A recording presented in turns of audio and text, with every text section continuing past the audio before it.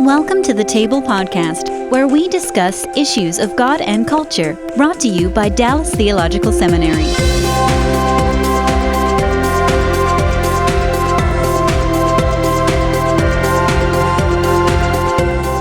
Welcome to the Table, where we discuss issues of God and culture, and today our topic is economics, theology that works, and our guest is Greg Forster, who probably has racked up more time on the Table podcast than any other single expert that we have interviewed up to this point. This is, I think, our fifth in a series of theology of work podcasts, Greg, and we really do appreciate your willingness to be part of this.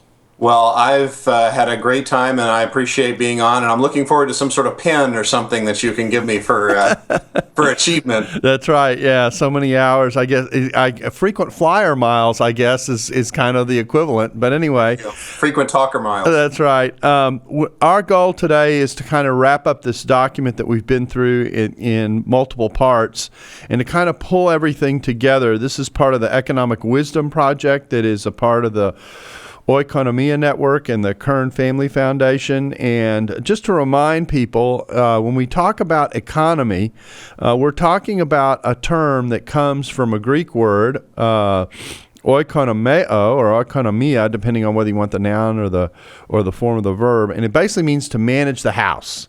To take care of the household. And you've got suggestions right here at the conclusion about things that the theology of work movement hasn't done. So why don't we do a little summary here? Where in your mind does the theology of work movement stand, and what does it need to kind of move into a more robust and mature kind of engagement? Well, I think it is at an impressive point where for about a century it has been growing in response to both religious changes in the American and English-speaking worlds, as people have grown more and more concerned about secularization of public spaces, that underlying sort of anxiety that faith is being relegated to a private realm. And as the sort of the dilemmas and the pressures have pushed people more and more to challenge the model of the church that we've inherited, in which religious professionals deal primarily with church-related activities and don't speak very intentionally into the issues of work in the workplace. So I think after a long period of gestation, it is now blooming in a really impressive way. A lot of people who are not traditional faith and work people are beginning to realize the importance of this agenda. They're beginning to embrace it. They're seeing that it's about much more than just sort of 5 bullet points for how to do your work in a different way. But it gets to very deep issues of the kingdom of God and how we manifest our faith in all of our lives.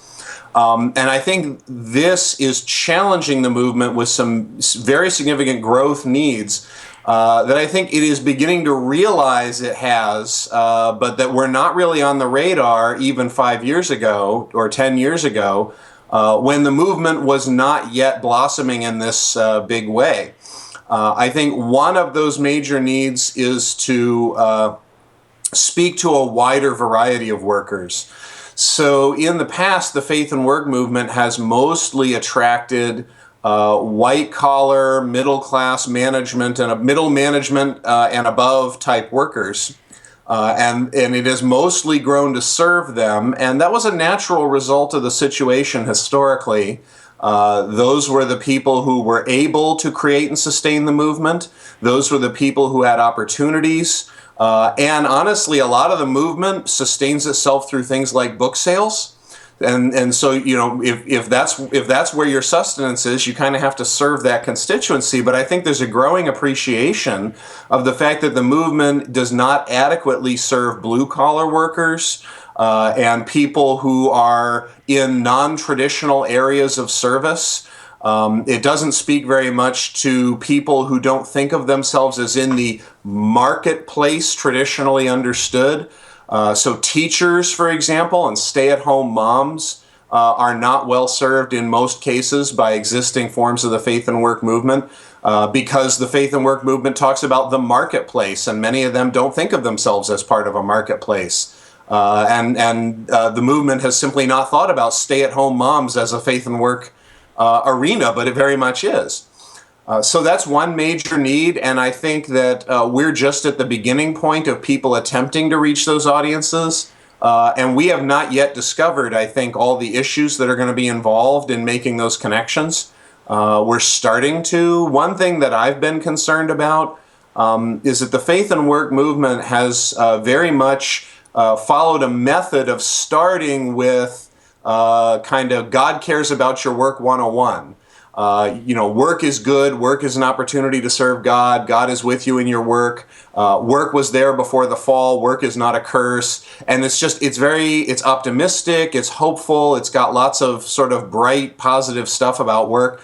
And a lot of people, when they hear that, they just roll their eyes and say, yeah, that sounds like a nice theory, but you should try doing my job. Mm-hmm. Their experience of work is very negative. It's broken. They're dealing with all kinds of just wrong situations, toilsome situations, suffering.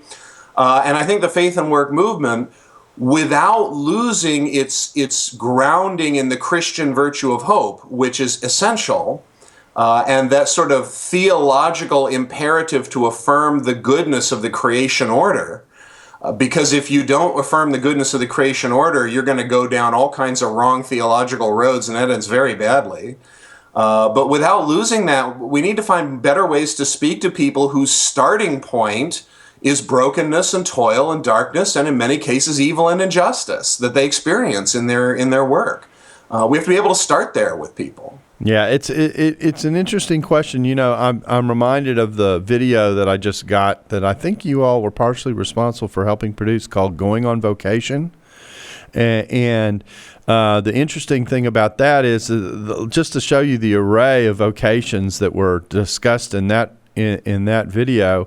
It seems to me, I remember there was a beekeeper in that group. There was a stay-at-home dad. We don't talk about stay-at-home moms, much less stay-at-home dads, and a lot of discussion about kind of the average everyday worker. I think there were waitresses who were interviewed who just wait tables and that kind of thing. Kind of an example of filling in the gap that you're talking about here. Yes, and I was very pleased to see that. I take that as an example of the movement branching out in new ways and finding new ways to do these kinds of things. So if someone were interested in getting a hold of that video, because I do think it's a nice little summary of theology of work, kind of looking at it from the worker's point of view, how would they get a hold of that video? Just Google "going on vocation," and you may have to correct Google. It might think you were looking for "going on vacation," but the title is "Going on Vocation." There's a website. It should be available through all the major sellers, Amazon and all those services. Okay, so we've dealt with one aspect, which is this including all workers. Another category that's pretty significant is what you have generically called in the piece economic wisdom, but actually you're talking about economic systems. You're thinking about the economy not just in individualized terms, but in more corporate and social and systemic terms, right? Yes, and it's important to realize when we talk about the economy, we don't mean numbers on spreadsheets. We don't mean talking heads on TV yelling at each other over public policy. Spreadsheets and numbers and graphs are really important, and I'm all for that. I'm a social scientist myself. That's more my training is.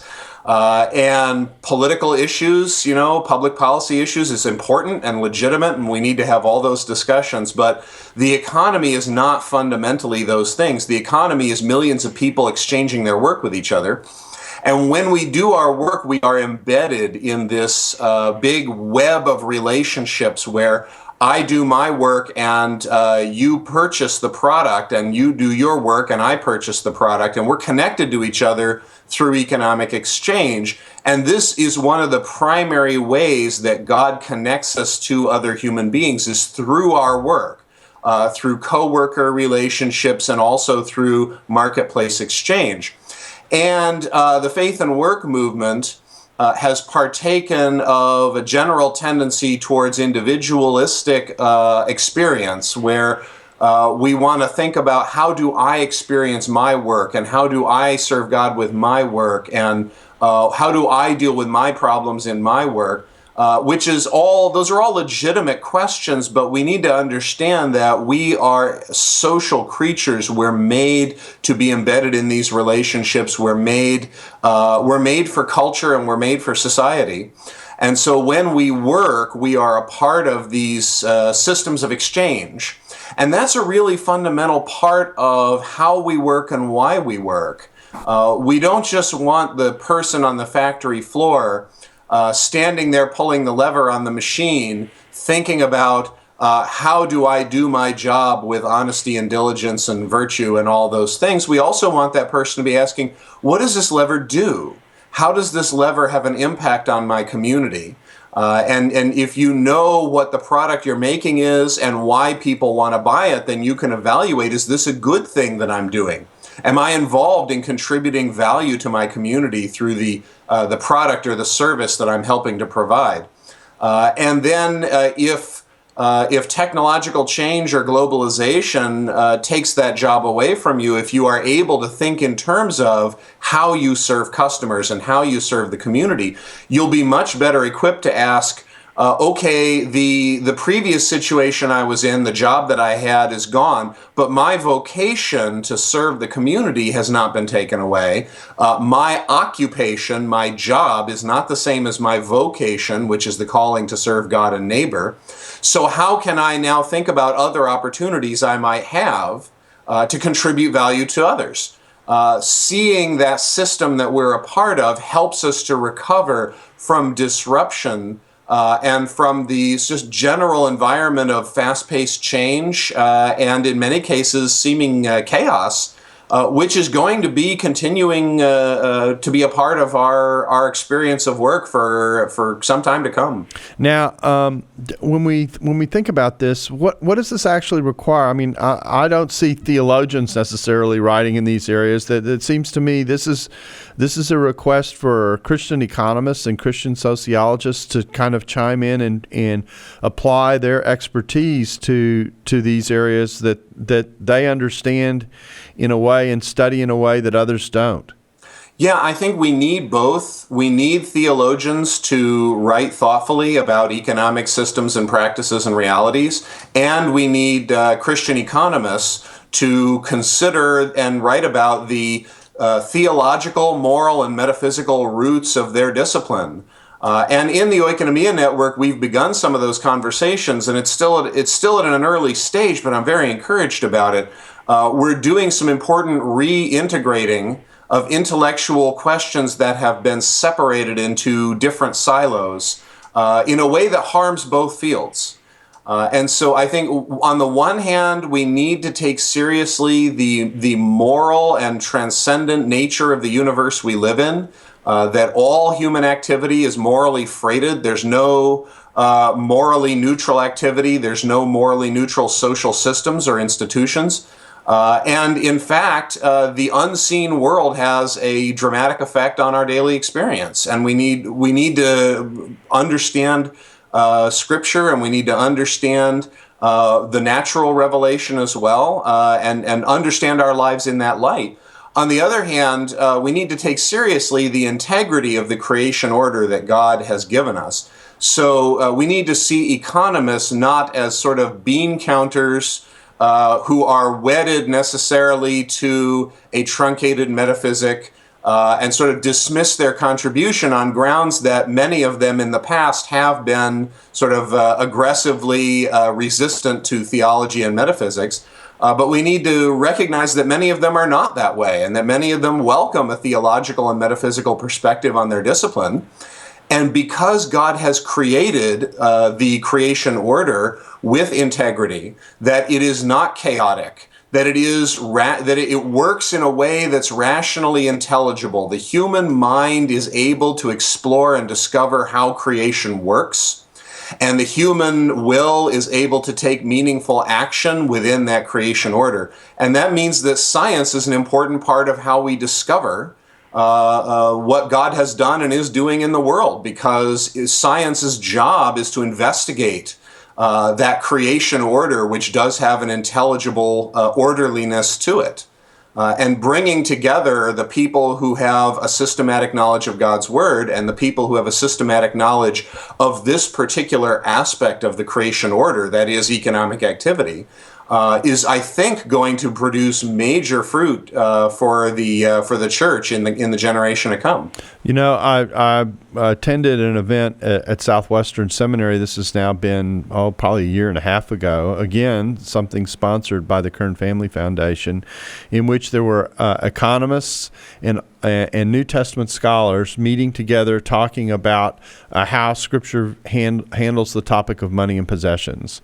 And the economists who presented, because they had a theological interest, really made for a completely different kind of conference than most of the conferences that I attend, because of the way in which money and the impact of money and the impact of thinking through what an expanded economy does for people. One of the presentations was a discussion of distinguishing between greed and self-interest versus flourishing, and how possessions can help with that, and the way in which, since the Industrial Revolution, really our economic world has expanded in a way that has given access to more people. All of that is stuff that I don't remember ever having a class in seminary that ever discussed any of those topics or made us think about them at all. But they're it's a very important practical angle on the conversation, it seems to me.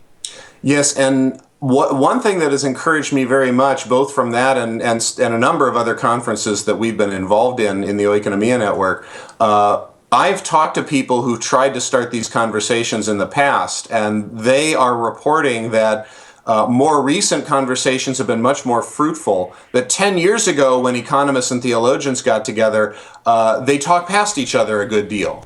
That they were using the same words to mean different things. And it was very difficult to even have a real meeting of the minds, even so far as to disagree fruitfully, because they were just speaking different languages, and their mental worlds were not intelligible to one another. And so it was very slow going.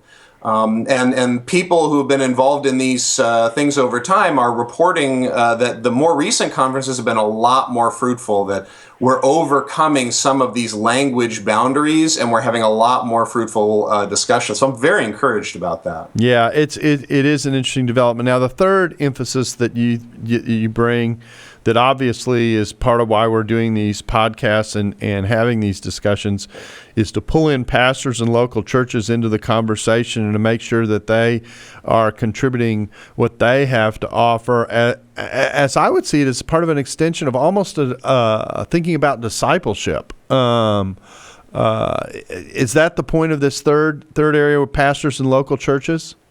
I think that's a large part of it. This is central to discipleship because work and the economy are so central to our lives that if that part of our lives remains secularized or unconverted, then Christianity, as I've said on many occasions, borrowing from Mark Green, Christianity becomes a leisure time activity, something that we do in our off hours, a few hours a week. I think that getting the local church and the pastor involved is a absolutely critical turning point in the history of the faith and work movement. I can't say enough about the importance of that. And let me give you a quick anecdote that I think illustrates how important this is.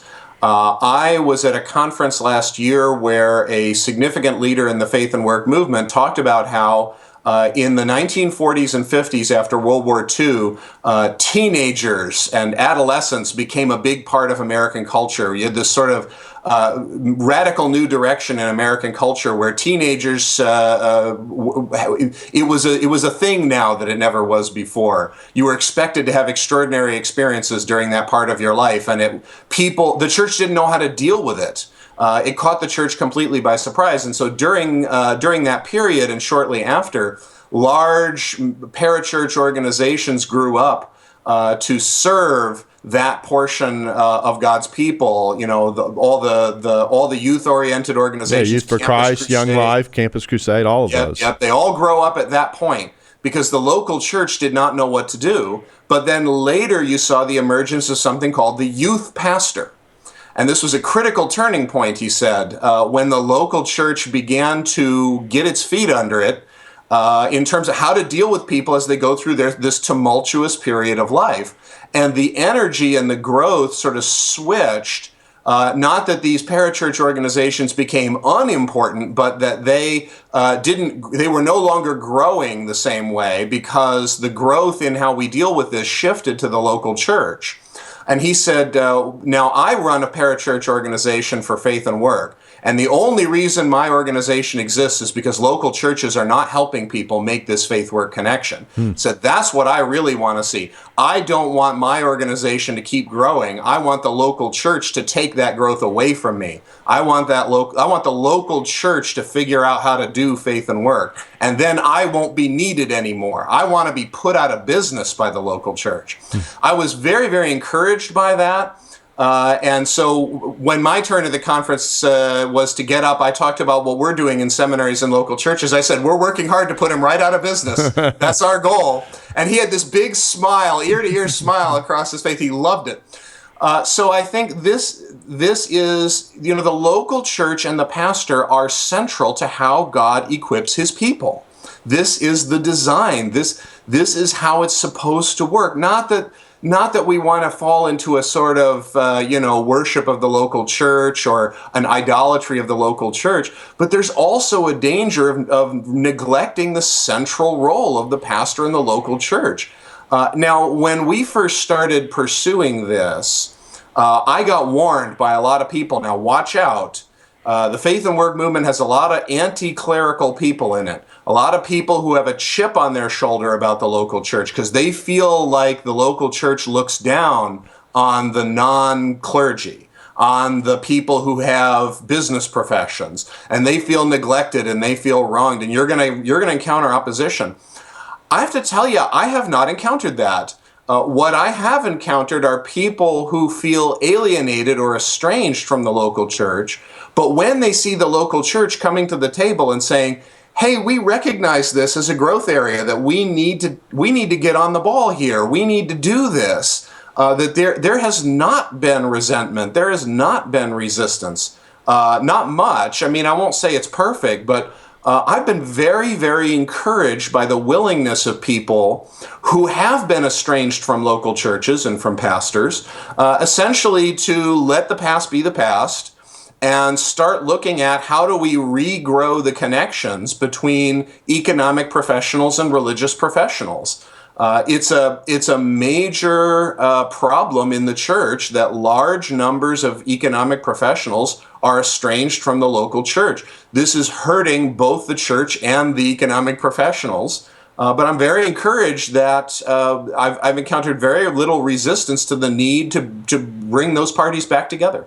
Yeah, and here I think the example of work like Tom Nelson in Kansas City stands out, where here's a pastor who's really taken the initiative to connect with his work people, to make sure that his messages connect to life in the workplace in a significant kind of way, drawing them in and drawing the energy that brings to a local church, much less to the help that gives to the people who are in the workplace, creating a nice synergy between the church and life and things like that. And so his work is, I think, one example of the type of thing that you're talking about. Yes, and I think part of the key, the two key things that Tom models that I have also seen in a number of other pastors who are successful in this.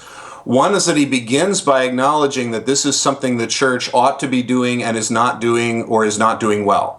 And I think that overcomes most of the potential ill will on the other side. Essentially, to come to the table and say, you know what, this is the church's job and we have not been doing it, or we have not been doing it as well as we need to be doing it. And that's all it takes. That's right. And I think that's an admission of that kind is essential to reconciliation in any situation where people are hurt. Another key to what I think Tom and other pastors are doing is they're investing time. That is a costly investment to spend your time going to people's workplaces and talking to them and listening to them. And that investment of time is always respected. Particularly, I think economic professionals understand the value of time. They understand that if you're willing to put your time into this, you are paying a price for it, and they will recognize that and acknowledge it. And I think that has been part of the secret sauce for the pastors who are doing this well. Thanks for listening to the Table Podcast. For more podcasts like this one, visit dts.edu/thetable. Join us next week for part 2. Dallas Theological Seminary. Teach truth, love well.